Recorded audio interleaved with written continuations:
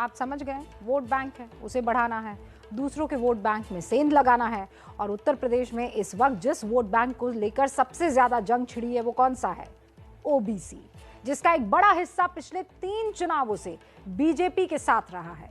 सिर्फ ओबीसी का Yadav vote bank जो है वो अखिलेश के साथ मजबूती से जुड़ा रहा। अब अखिलेश को कुर्सी तक पहुंचने के लिए बीजेपी के खेमे में या बीजेपी के खेमे से उस ओबीसी वोट को खींचना है जिसे गैर यादव ओबीसी कहा जाता है। अखिलेश इसके लिए कैसे बिसात बिछा रहे हैं और क्या है यूपी में ओबीसी वोट की ताकत, ये समझिए हमारे सहयोगी रणवीर के इस रिपोर्ट से।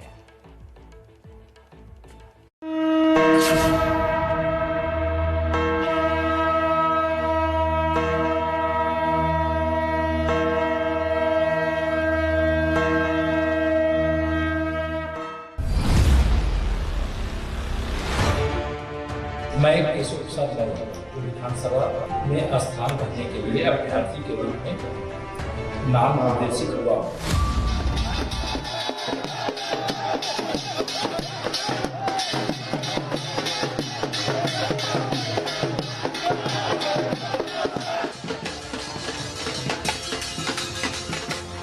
यूपी के डिप्टी सीएम केशव प्रसाद मौर्य ने कुछ इस अंदाज में कौशाम्बी की सिराथू विधानसभा सीट की दावेदारी पेश की और जीत का दावा भी ठोका।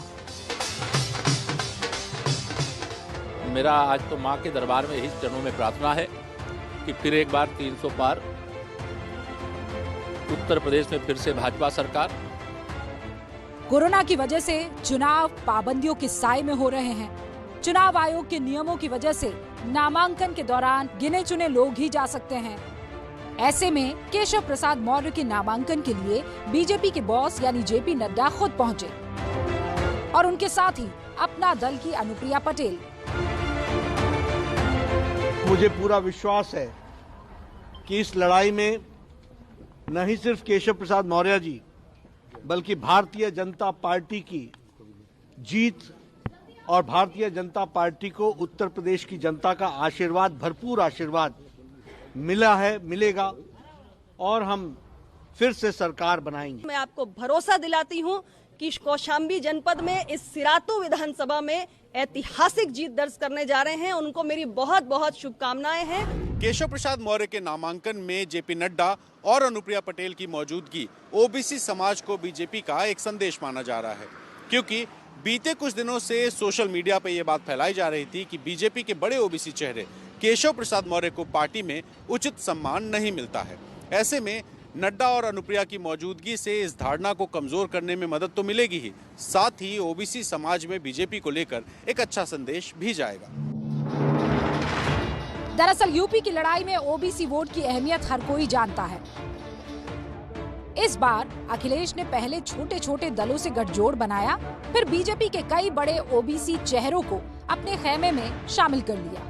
इसमें एक बड़ा नाम स्वामी प्रसाद मौर्य का है, जिन्होंने अखिलेश के खेमे में आते ही 85-15 का नारा बुलंद कर दिया। बीजेपी इस 85-15 के खतरे को हर हाल में कम करने में लगी है। 80-20 नहीं, अब तो होगा 15 और 85 का। 85 तो हमारा है, 15 में भी बंटवारा है। दारा सिंह चौहान छोड़ के गए, राजभर आपको छोड़ गए, तो क्या हो रहा है? क्यों छोड़ के जा रहे हैं सब आपको? देखिए, आप जिन जातियों की बात कर रहे हैं उनके तथाकथित जिनको नेता समझ रहे हैं, उन नेता गए होंगे, लेकिन जनता हमारे साथ थी, हमारे साथ है, हमारे साथ रहेगी। ये उनको भी पता चल गया है कि छोड़ करके जाने की गलती का एहसास उनको हो रहा है, लेकिन उसका जवाब जनता ही देगी और उसके जवाब का परिणाम 10 मार्च को मिलेगा।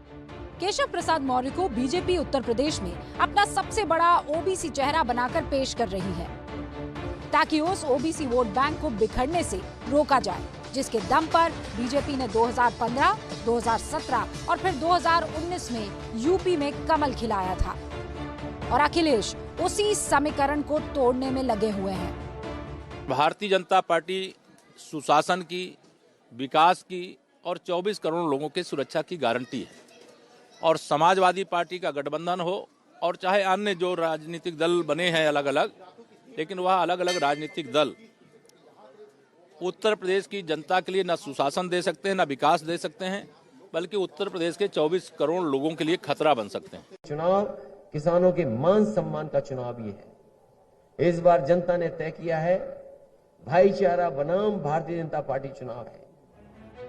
दरअसल यूपी में इस वक्त लड़ाई ओबीसी वोट बैंक के इर्द गिर्द सिमटती जा रही है, क्योंकि आंकड़े यही कहते हैं कि ये वोट बैंक सरकार बनाने और उखाड़ने दोनों की ताकत रखता है।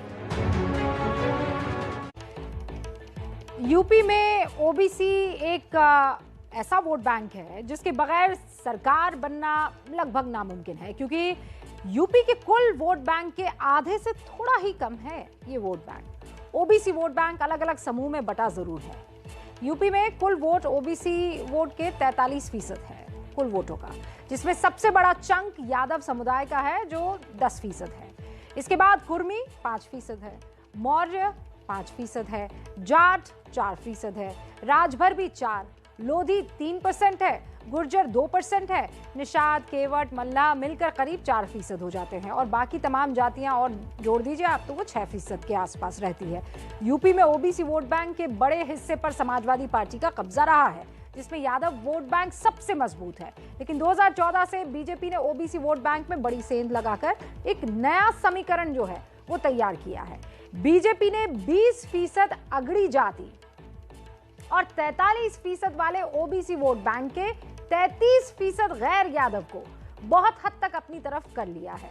इसी में वो 10% गैर जाटव एससी को भी जोड़ने में कामयाब रही है और इस तरह बीजेपी का वोट बैंक पहुंच गया करीब 63% के आसपास। बीजेपी ने यूपी में 2014 में इस फॉर्मूले पर काम किया और अब तक के चुनाव में उसे सफलता मिली है। 2017 के विधानसभा चुनाव पर आप नजर डालिए। 2017 के यूपी विधानसभा चुनाव में बीजेपी को यादव वोट का सिर्फ 10% मिला, जबकि समाजवादी पार्टी कांग्रेस गठबंधन को 80% मिला। लेकिन कोयरी और कुर्मी का 57% बीजेपी को गया, 21% अखिलेश के खाते में आया है। अन्य ओबीसी का 61% बीजेपी को मिला और सिर्फ 21% अखिलेश के पास पहुंच पाया है। अखिलेश बीजेपी के इसी गणित को बिगाड़ना चाहते हैं और बीजेपी भी अखिलेश की हर चाल का जवाब दे रही है। इसका नजारा केशव प्रसाद मौर्य के नामांकन में देखने को मिल गया।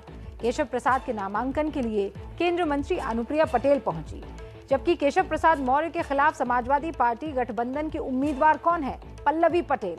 और पल्लवी पटेल कौन है? अनुप्रिया की बहन। केशव प्रसाद मौर्य के नामांकन में बीजेपी अध्यक्ष जेपी नड्डा के साथ अपना दल की अनुप्रिया पटेल भी मौजूद थी।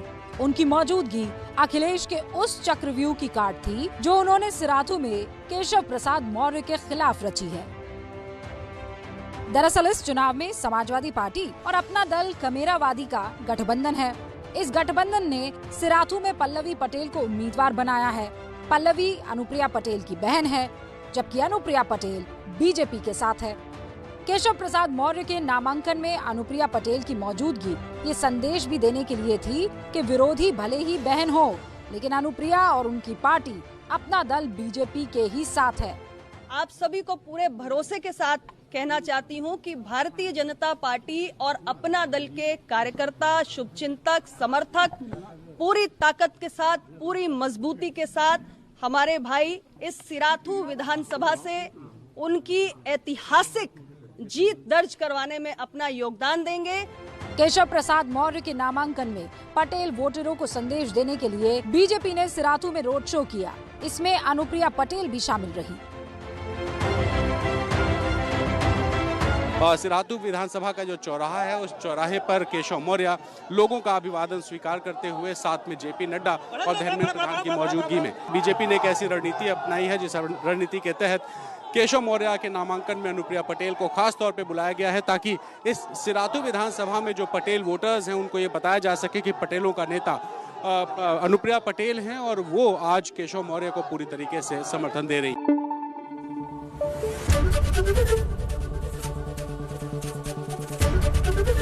एबीपी न्यूज आपको रखे आगे।